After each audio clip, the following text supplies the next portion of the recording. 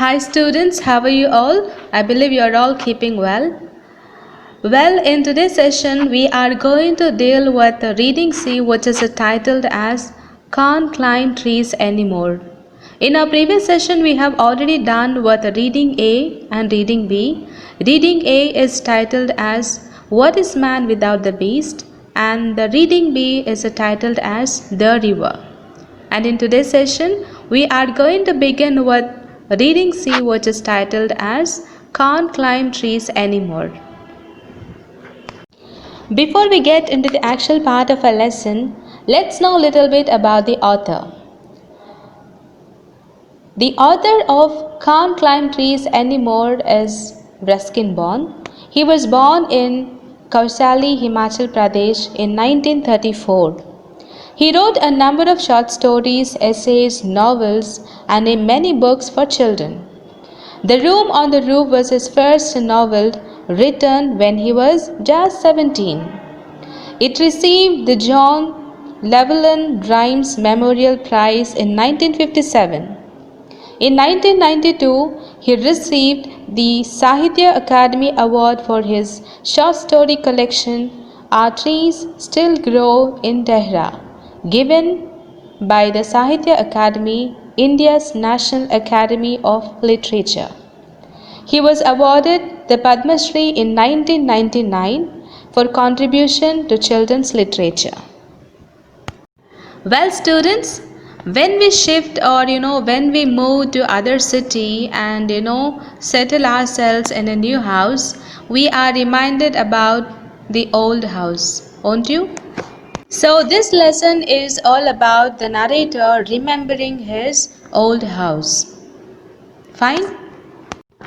He stood on the grass verge by the side of the road and looked over the garden wall at the old house. It hadn't changed much. The old house, built with a solid block of granite, wasn't altered at all. But there was a new outhouse and there were fewer trees. So, well, who is he here? Here he is referring to the narrator. Fine. So the narrator, he stood on the grass verge. What is meant by verge? The meaning of verge is an edge or border. So where did he stand? He stood on the verge of the grass by the side of the road. He stood side of the road and looked over the garden wall at the old house. So where is the narrator now? He is just standing in front of his old house and just looking at the old house. Fine. It hadn't changed much. The old house, built with the solid blocks of granite, wasn't altered at all. You know what is meant by altered? Changed. Fine. So the narrator found, not much changes of his old house. It remained the same. But there was a new outhouse and there were fewer trees. What is meant by outhouse? A building such as a shed or a barn that is built on to or in the grounds of a house. It's a shed. In simple terms, it is a shed. Now, what is meant by looked over? To examine something, usually quickly. Fine? So, where is the narrator? The narrator is standing just right in front of his old house, looking at the house, finding, not much changes happening to his old house, but he only found there was a new outhouse. Fine. He was glad to see that the jackfruit tree still stood at the side of the building, casting its shade on the wall. He remembered his grandmother saying, "A blessing rests on the house where the shadow of a tree falls." So the narrator was very happy. The meaning of glad is, feeling happy. He was so happy to see the jackfruit was still there. The jackfruit tree was still there at the side of the building, casting its shade. Okay, showing or giving its shade on the wall. And he remembered his grandmother saying, "A blessing rests on the house where the shadow of a tree falls." It's clear, right?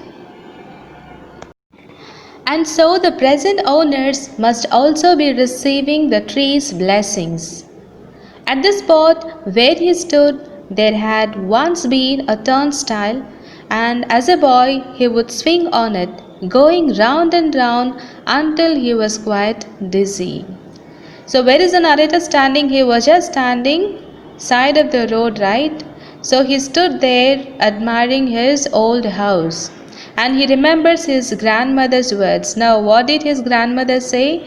A blessing rests upon the house where the shadow of a tree falls, right? She says exactly, a blessing rests on the house where the shadow of a tree falls. And the narrator also thinks that, even the present owners also must be receiving the tree's blessings. And at the spot where the narrator was standing, once there was a turnstile. Now, what is meant by turnstile? It is a mechanical gate consisting of revolving horizontal arms fixed to a vertical post, allowing only one person at a time to pass through. It's a gate, okay, through which only a single person can move. So the narrator gets back to his nostalgic feeling as a boy. He would swing on it. What is meant by it? It is a gate, a turnstile. He would stand on it, or he would swing through turnstile, and he would go round and round until he gets quite dizzy. Dizzy is having a sensation of spinning around and losing one's balance as if he is going to fall. Fine? Now the turnstile had gone, the opening walled up. Tall hollyhocks grew on the other side of the wall. What are you looking at? It was a disembodied voice at first. So as the narrator stood side of the road, and he was in his nostalgic feeling, and he remembers the turnstile, and no more the turnstile had been present there because it has been removed, and the opening was walled up. It was closed. What is meant by walled up?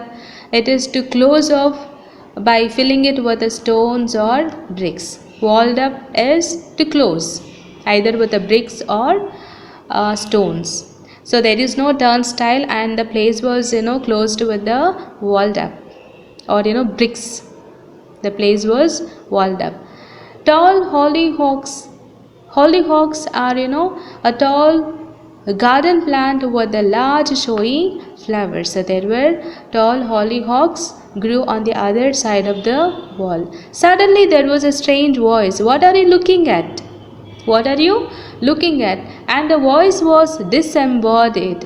What is meant by disembodied? Lacking any obvious physical source. Which means there was only sound, there was only noise. Suddenly the narrator heard, what are you looking at? Fine. Moments later, a girl stood framed between dark red hollyhocks, staring at the man. She was only 12 or 13, slim and dark, with lively eyes and long black hair. Now you understand, previously the narrator could hear only a disembodied voice, but moments later they stood framed between dark red hollyhocks, staring at the man. A girl stood. Okay, where was she standing? She was standing between the dark red hollyhocks, and she was staring at the man. And the girl was only 12 or 13 years of old, and she was slim and dark with lively eyes and long black hair. Now what does it mean, lively eyes? Full of life and vigor. I'm looking at the house, he said. Why? Do you want to buy it? Is it your house? It's my father's. And what does your father do? He is only a colonel. Only a colonel? Well, he should have been a brigadier by now. The man burst out laughing. So the moments later, the narrator found a girl standing between the hollyhocks, right? And the girl was, she was only 12 or 13 years of old, and she was slim and dark with lively eyes. And the man says that he was looking at the house. And the girl asks, "Do you want to buy it?" The girl inquires the narrator if he was going to buy the house. And the narrator asks if it was her house. Fine. And the girl says it is her father's. The narrator asks whether it was her house, and the girl says that the house belongs to her father. And the narrator asks what her father is. Okay, what does her father do? And the girl replies that he was a colonel. He was a colonel. Now, what is meant by colonel? Colonel is, high rank in the army. Okay, high rank in the army. Someone who has this high rank in army. Fine. And when the girl says that he is only a colonel, and the narrator asks, only a colonel? He just says he is just only colonel, and the girl says that he should have become a brigadier by now. Now, what is meant by a brigadier? A rank of officer in the British Army, above colonel and below major general, which means brigadier is a little more than colonel. Fine. So the man burst out laughing when he heard from the girl that he should have become, or he should have been a brigadier by now. Clear? It's not funny, she said. Even mummy says he should have been a brigadier. It was on the tip of his tongue to make a witty remark. Perhaps that's why he is still a colonel, but he did not want to give offense. So when the man burst out in laughing, the girl says it is not a funny thing. It's not funny. And the girl says, she confirms that even her mother used to say that her husband, or the girl's father, would have become a brigadier. So when the narrator heard from the girl, it was on his tip of his tongue.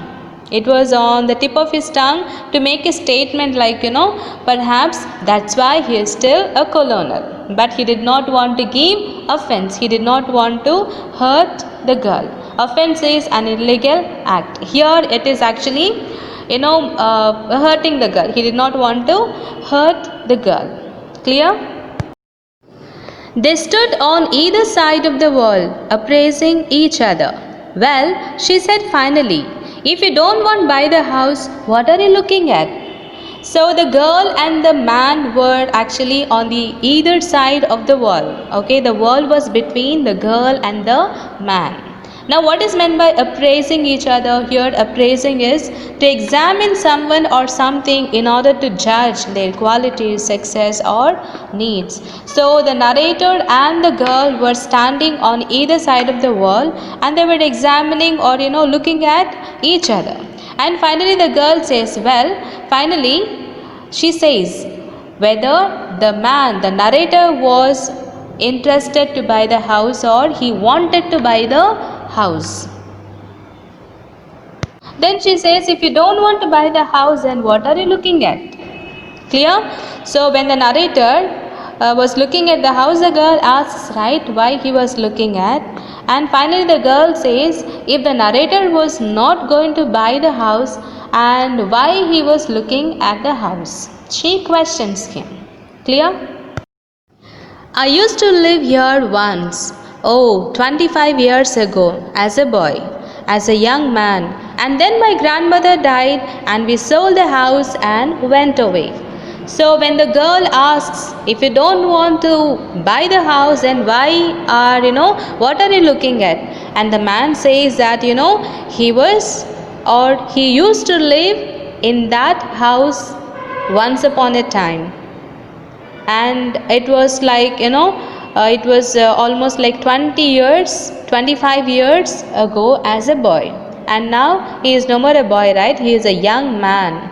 And when his grandmother died, they sold the house and went away. Clear? She was silent for a while, taking in this information. Then she said, and you would like to buy it back now? But you don't have the money.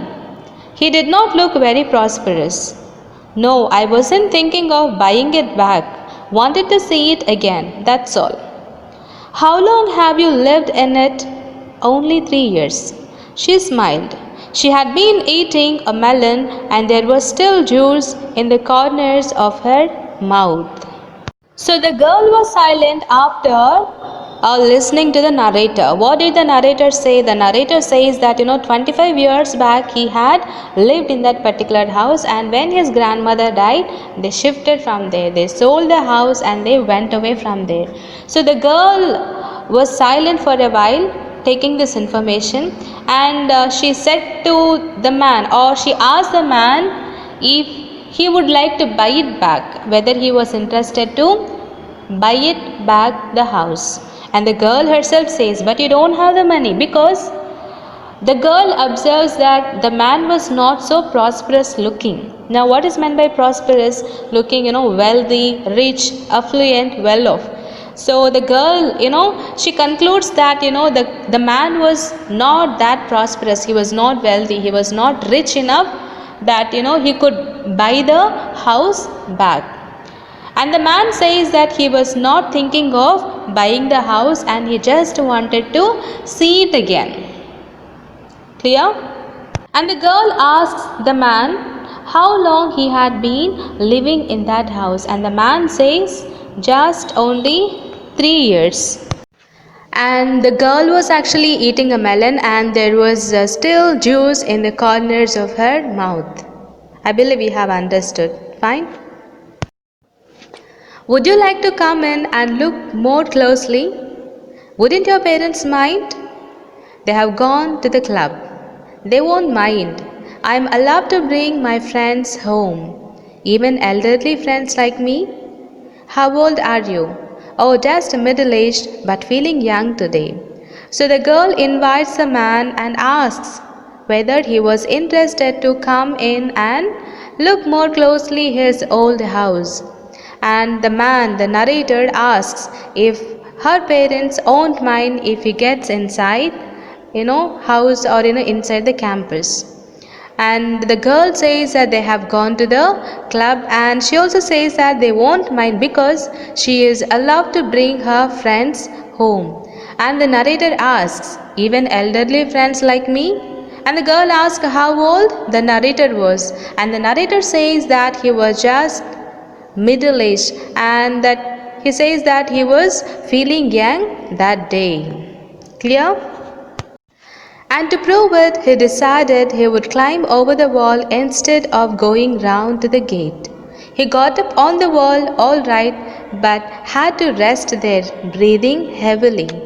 So the narrator says that he was just a middle aged, and he says that he was young that day. So in order to show that he was young, to prove that he was young, he decides to climb over the wall instead of going through the gate.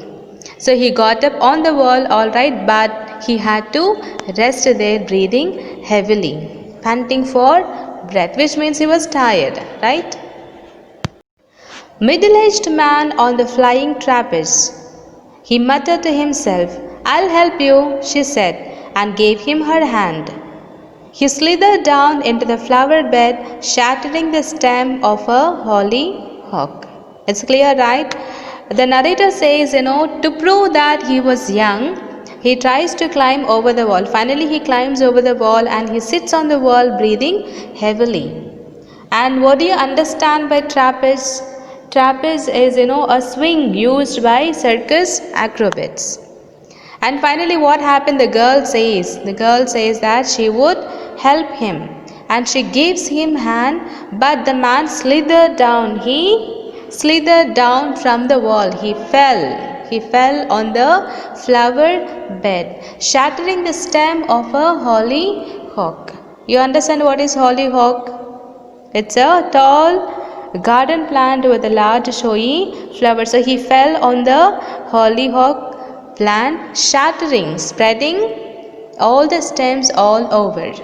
Clear? As they walked across the grass, he spotted a stone bench under a mango tree.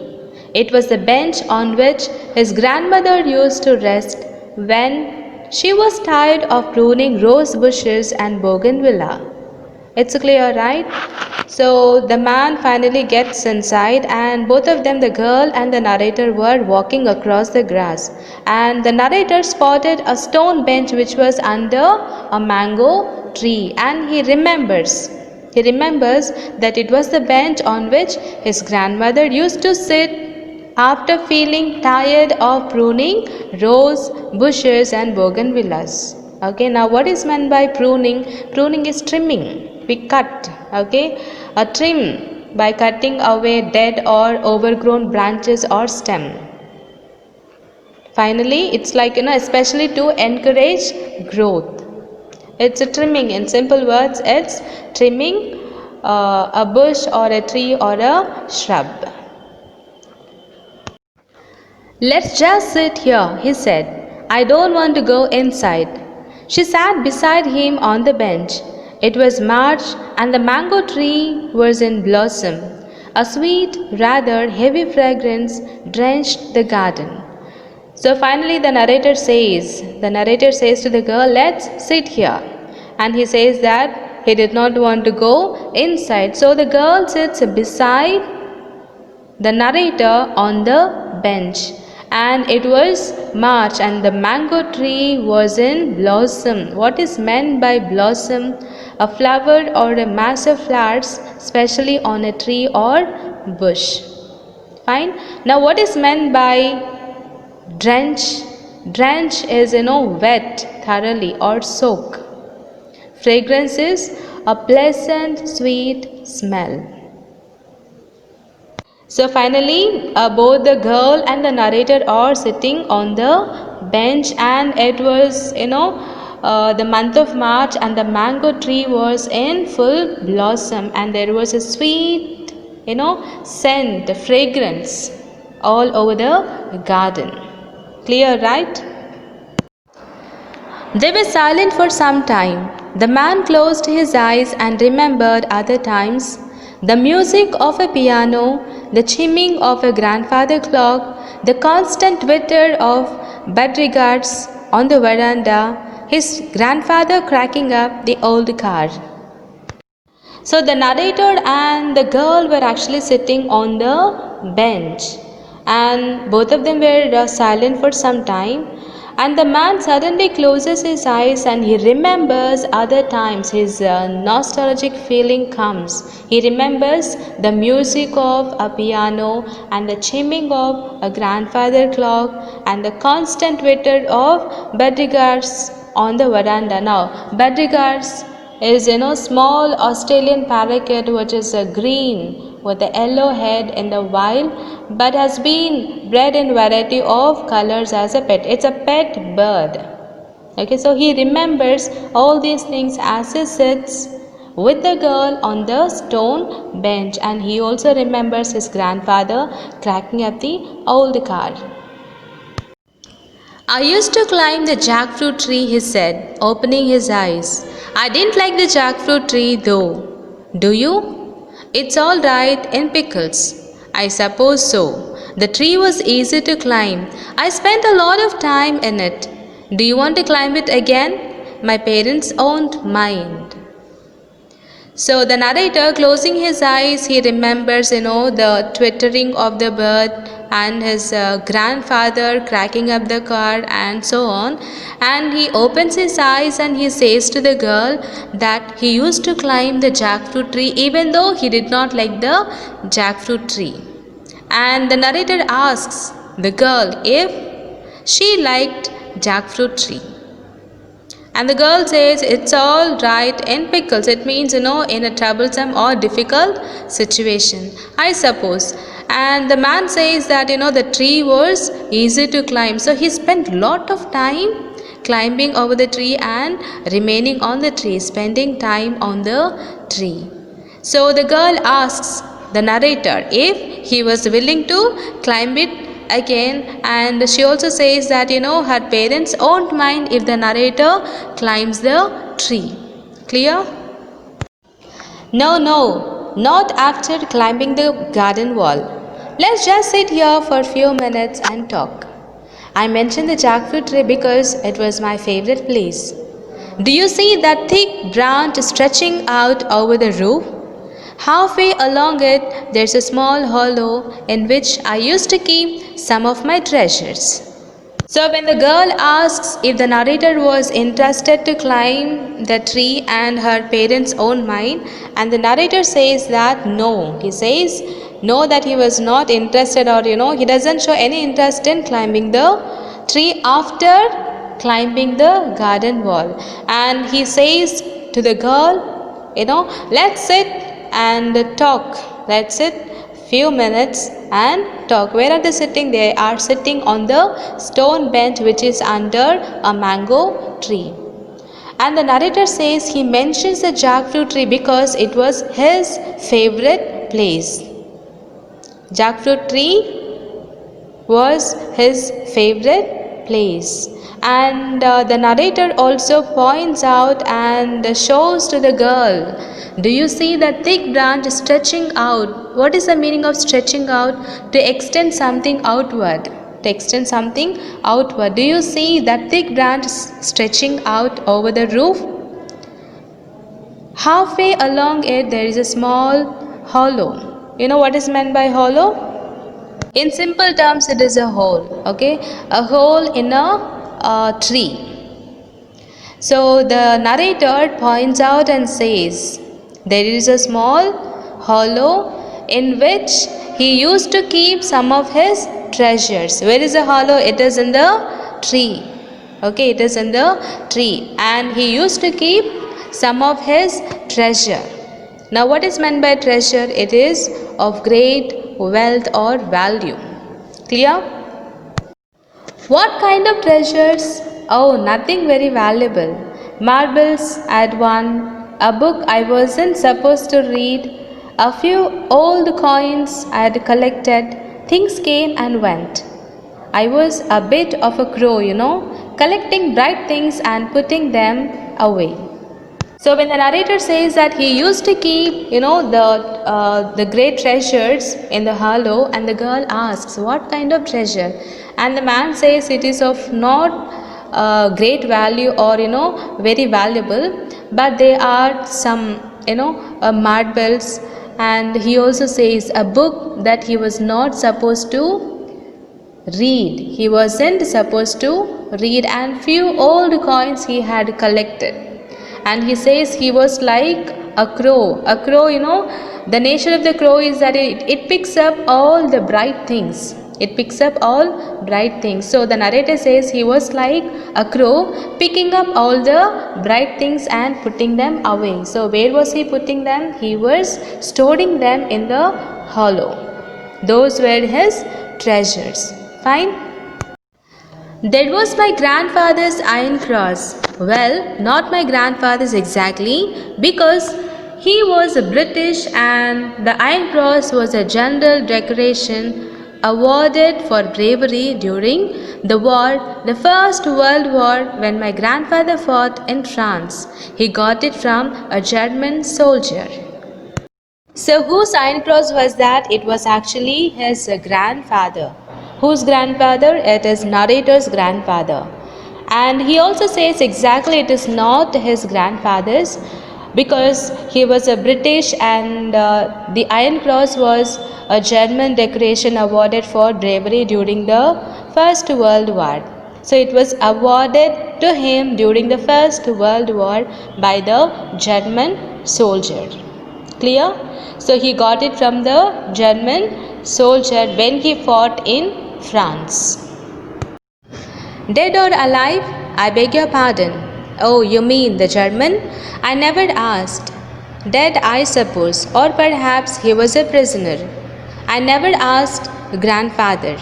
Isn't that strange? So when the narrator says that his grandfather got the Iron Cross from the German, the girl asks whether he was dead or alive. And she says, I beg your pardon. Now, what does it mean, I beg your pardon? It is, I request your forgiveness, feeling sorry. Fine? I beg your pardon is, I request your forgiveness. And the narrator confirms whether she was asking about the German. And the narrator says that he never asked, and he says that he supposes that he was dead and he never asked his grandfather about that particular German soldier who gave him the iron cross. And the iron cross, do you still have it? No, he said, looking her in the eyes. I left it in the jackfruit tree. You left it in the jackfruit tree? Yes, I was so excited at the time. Packing and saying goodbye to people and thinking about the ship I was going to sail on that, I simply forgot all about it. So the girl inquires about the iron cross if the narrator was still having it. And the narrator says that, looking into the eyes of the girl, he says that he left the iron cross in the jackfruit tree. You remember, he keeps all his valuables in the hollow of the jackfruit tree.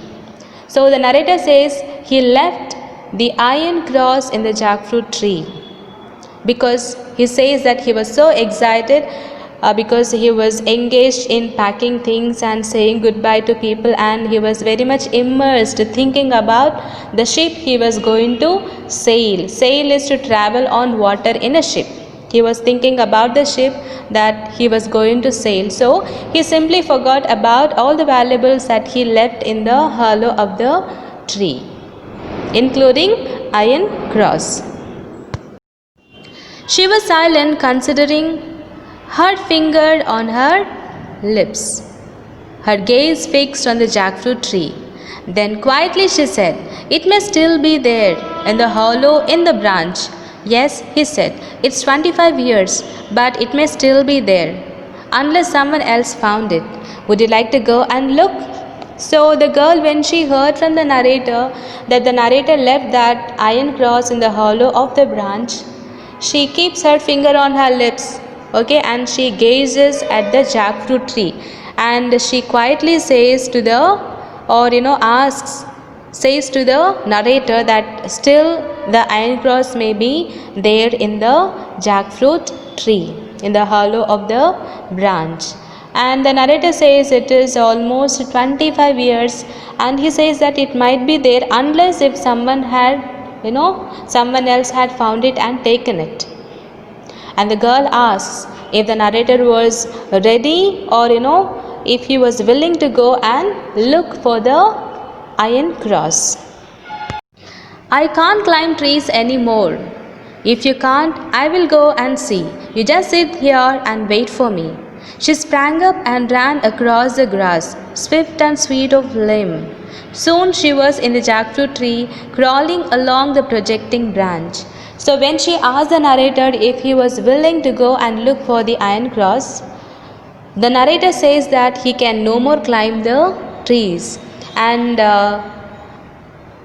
the girl says if he was not able, she was ready to go and look for the iron cross. So she says to the narrator to sit there and wait for her. Fine. She sprang up and ran across the grass. Now what is meant by sprang up? To rise, leap, or move suddenly and swiftly. So she ran towards a jackfruit tree, swift and sweet of limbs.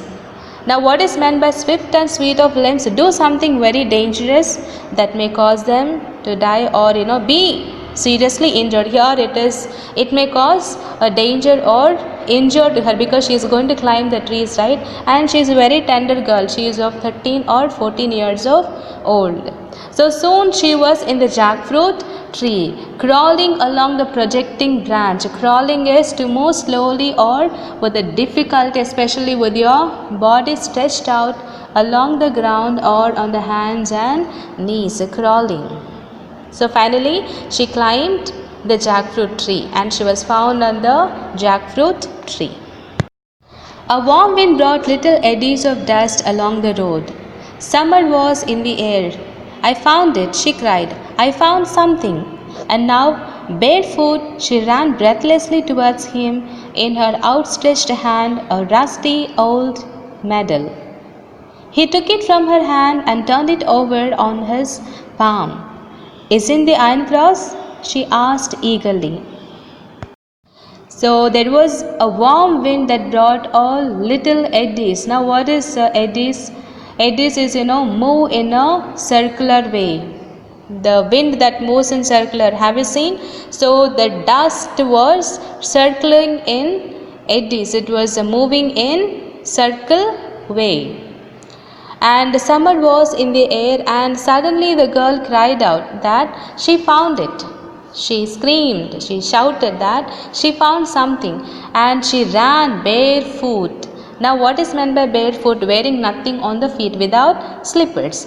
She ran towards the narrator. In her outstretched hand, a rusty old medal. She was having in her hand a rusty old medal. Now, what is meant by outstretched hand or outstretched, extended or stretched out? Extended or stretched out. Now, what is meant by breathlessly?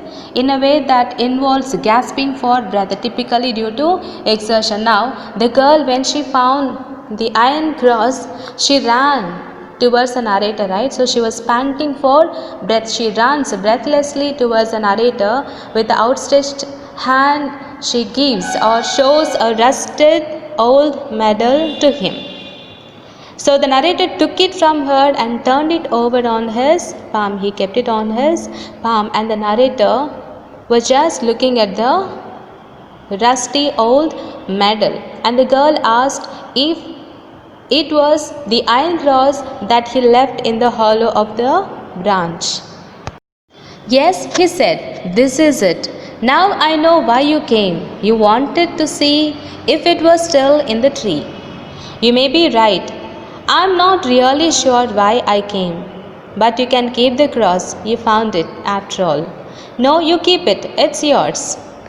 So the girl inquires or confirms the narrator if the iron cross was the one he left 25 years back. And the narrator says, yes, it was the iron cross that he left in the hollow of the branch. And the girl says that, that she says it was the only reason the narrator came to the old house, which means he wanted to see if the iron cross was there in the hollow of the branch or not.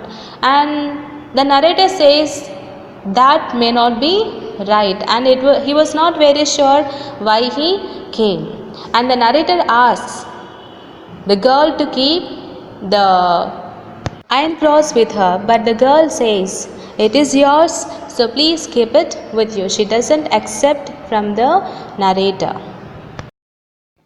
But it could have remained in the tree for another 25 years if you hadn't climbed up to look for it.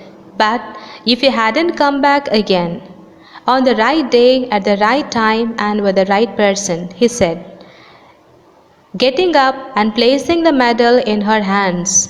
It wasn't the cross I came for, it was my youth. She didn't understand that, but she walked with him to the gate and stood there gazing after him as he walked away. So the narrator says if the girl had not climbed the wall to look for it, the medal would have remained another 25 years in the hollow of the branch. So the narrator, placing the medal in the hand of the girl, he gets up and he starts walking or to move away from the house.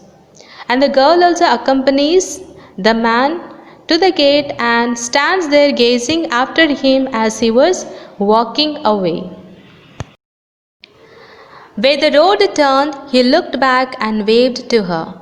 Then he quickened his steps and moved briskly toward the bus stop. There was sprightliness in his step, and something cried aloud in his heart.